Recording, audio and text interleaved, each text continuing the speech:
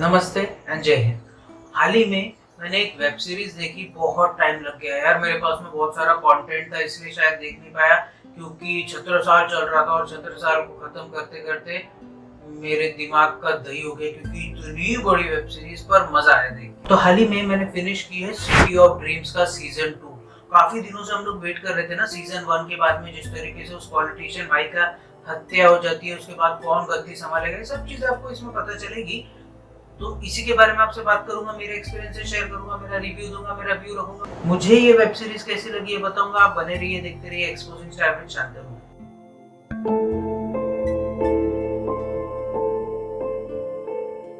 तो हाल ही में मैंने एक वेब सीरीज देखी, उस वेब सीरीज का नाम है सिटी ऑफ ड्रीम्स। अब सबसे पहले इसकी स्टार कास्ट की बात कर लेते हैं। सबसे पहले इसमें है प्रिया बापट। अब प्रिया बापट को अभी अभी लोग बहुत सारा जानने लगे ना, बहुत अच्छी अच्छी एक्टिंग करती है, कई सालों से मेहनत करती आ रही है, छोटे छोटे रोल करते हुए आज इतनी बड़ी एक्ट्रेस बन गई है।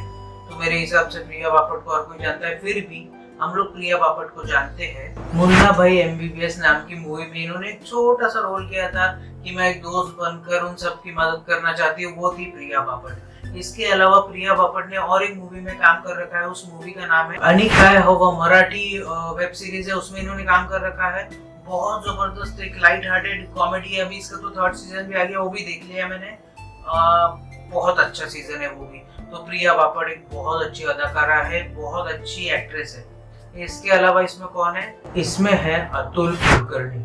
अब अतुल कुलकर्णी को कौन नहीं जानता यार। मतलब भले ही ये बहुत सेकेंडरी रोल्स करते हो, छोटे छोटे रोल्स करते हो, बट उन रोल में अपनी छाप छोड़ना बिल्कुल भी नहीं भूलते। अतुल कुलकर्णी को हम लोग जानते हैं खाकी जैसी मूवी से। खाकी मूवी में इन्होंने काम कर रखा है। इसके अलावा अतुल कुलकर्णी ने एक बहुत अच्छी कंट्रोवर्शियल मूवी में काम कर रखा है, उस मूवी का नाम है पेज 3। पेज 3 में भी इन्होंने काम कर रखा है। तो ये तो होगी स्टारकास्ट की बात। अब बात कर लेते हैं इसके प्लॉट की। सिटी ऑफ ड्रीम सीजन 2 का प्लॉट है क्या? बेसिकली प्लॉट सिंपल भी है और थोड़ा सा डिफिकल्ट भी है। सिंपल इसलिए क्योंकि हर कोई कुर्सी के पीछे लगा रहता है। मतलब आपको पता है कि यार जो नेता रहता है ना, उनको सिर्फ कुर्सी का लालच रहता है कि भाई मेरे को कुर्सी चाहिए। ये नहीं जहाँ पे अपन बैठते हैं, उनको चाहिए रहती है सीएम की कुर्सी, पीएम की कुर्सी, विपक्ष के नेता की कुर्सी। ये सब चीजें इनको चाहिए रहती है। उनको जनता से कोई लेन देन नहीं रहता है जब तक के इलेक्शंस नहीं आते। तो वैसा ही कुछ है।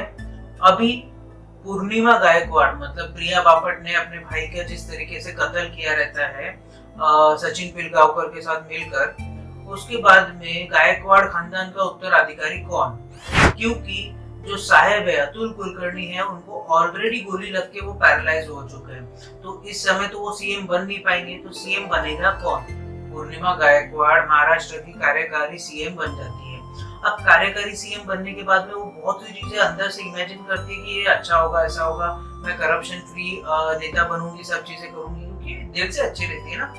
पर जैसे ही उस कुर्सी पे बैठती है, तब उसको पता चलता है कि पॉलिटिक्स अगर चलाना है तो काले पैसे, हवाला, ये वो, मर्डर, अमका डमका, ये सब चीजें करना कंपलसरी है। उसके सिवा आप इस कुर्सी पे बने नहीं रह सकते। सिस्टम ही ऐसा है ना, सिस्टम ही ऐसा है और सिस्टम ऐसा ही चलता आया है, ऐसा ही चलता रहेगा अगर हम नहीं सुधरे तो पूर्णिमा गायकवाड़ किसी तरीके से महाराष्ट्र की सीएम बन जाती है। अब सीएम बनने के बाद में वो बहुत ज्यादा डोमिनेटिंग नेचर की बन जाती है। डोमिनेटिंग मतलब अतुल कुलकर्णी का बिल्कुल सुनती नहीं है। बहुत सारे उनके स्कैंडल सामने आते हैं, बहुत सारी उनके साथ में ट्रेजेडी होती है, उनका ब्रेकअप होता है, उनका डिवोर्स होता है, उसके बाद में उनका बच्चा उनसे दूर होता है। तो बहुत सारी चीजें उनके साथ होती रहती है। अब पूर्णिमा गायकवाड़ किस तरीके से इस महाराष्ट्र को हैंडल करेगी और हैंडल कर भी पाएगी या नहीं, क्योंकि उसके पापा या उनके पापा जो है वो पैरालाइज होके पड़े हैं, बट फिर भी उनका दिमाग चल रहा है। वो अपनी बेटी से इतनी नफरत करते हैं क्योंकि गायकवाड़ खानदान का चश्मो चिराग उन्होंने छीन लिया है उनसे। इसीलिए क्या वो पूर्णिमा गायकवाड़ को किसी तरीके से खत्म कर डालेंगे, या फिर पूर्णिमा गायकवाड़ सत्ता के नशे में चूर अतुल कुलकर्णी को खत्म कर डालेगी, या फिर इन दोनों के झगड़े में तीसरे का ही कुछ कांड हो जाएगा। इन सबके बीच में सारी स्टोरी चलती है। अगर शॉर्ट में समझो ना, तो पूर्णिमा गायकवाड़ मतलब प्रिया बापट अभी बन चुकी है सीएम, कार्यकारी सीएम बोलो उनको।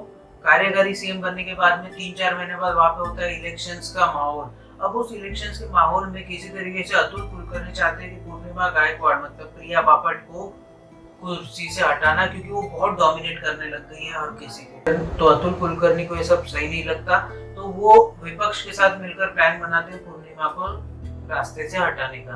अब अतुल कुलकर्णी अपने मंसूबों में कामयाब होते हैं, या फिर पूर्णिमा गायकवाड़ अपने मंसूबों में कामयाब होती है, या फिर ऐसा हो जाए कि दोनों अपने मंसूबों में कामयाब न होते हुए पर नुकसान किसी और का हो जाए। इन सब के बीच में स्टोरी झूलती है। ये तो होगी स्टोरी के बाद अब बात कर लेते हैं इसके एक्टिंग की। एक्टिंग मुझे कैसी लगी यार, मैं सीजन 1 में भी बोल रहा था, सीजन 2 में बोल रहा था, एक्टिंग बहुत जबरदस्त है। मतलब ये अतुल कुलकर्णी, प्रिया बापट, सचिन पिलगांवकर बहुत नेचुरल एक्टर्स है यार। मतलब तब के बाहर निकले हुए हैं ना, मतलब थिएटर से तब कर यहाँ तक पहुंचना, ये बहुत जबरदस्त एक्टर्स है। तो एक्टिंग में मुझे कोई इनसे गिला शिकवा कुछ भी नहीं है। तो ये तो कि एक्टिंग के बाद अब बात कर लेते हैं इसकी स्टोरी की। स्टोरी मुझे कैसे लगी, अगर मैं सीजन 1 से कंपेयर करूँ ना, तो स्लाइटली थोड़ी सी कमजोर है, बट ऐसा नहीं है कि सीजन 2 बहुत बकवास है। सीजन 2 बहुत जबरदस्त है, पर सीजन 1 से अगर मैं कंपेयर करूँ तो स्लाइटली थोड़ा कमजोर है यार। मतलब जस्ट 0.5% या 0.10% इस टाइप का कुछ कमजोर है,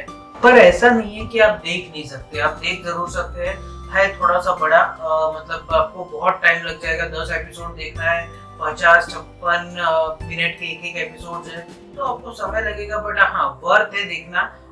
जैसे जैसे लिंक लगते जाएगा वैसे वैसे आपको चीजें समझ में आती जाएगी। पर हाँ, अपनी फैमिली के साथ बिल्कुल मत देखना। बहुत अश्लीलता है, बहुत गाली गलौज है, बहुत मारा पीटी है, और अश्लीलता इतनी भर भर के है ना कि यार फैमिली के साथ मत देखना। बच्चों के साथ तो बिल्कुल मत देखना, क्योंकि क्या है ना, कैसा समझो, बहुत एक थिन लेयर होती है ना उसमें, जो अश्लीलता है और इंटीमेसी है, उसमें एक थिन लेयर होती है। अगर वो थिन लेयर भी क्रॉस कर दोगे तो वो अश्लीलता गिनी जाएगी, इंटीमेसी नहीं गिनी जाएगी। तो मेरे हिसाब से ये अश्लीलता के इसमें आता है, थोड़ा सा अश्लील उसमें है, तो मत देखिए अपने फैमिली के साथ। बट हाँ, स्टोरी अच्छी है, स्टोरी के लिए आप जरूर जरूर जरूर देख सकते हैं अगर आपकी इच्छा है तो। और आप क्या कर सकते हैं, अपने हाथों की सफाई का जरूर से ध्यान रखिए, बार बार अपने हाथों से अपने चेहरे को मत छूइए। इसके अलावा सोशल डिस्टेंसिंग का ध्यान जरूर रखिए, मतलब अपने में और अगले में कम से कम 10 से 12 फीट का अंतर रखिए। इसके अलावा भारत में बनी कोरोना वैक्सीन कई प्रक्रियाओं से गुजरने के बाद आप तक पहुंच रही है, तो जब भी आपकी बारी है कोरोना वैक्सीन जरूर लगवाइए। इसके अलावा जब भी आप घर से बाहर निकले, अपने चेहरे को फेस मास्क से कवर करना ना भूलिए। इससे आप खुद की भी रक्षा कर पाएंगे और औरों की भी रक्षा कर पाएंगे।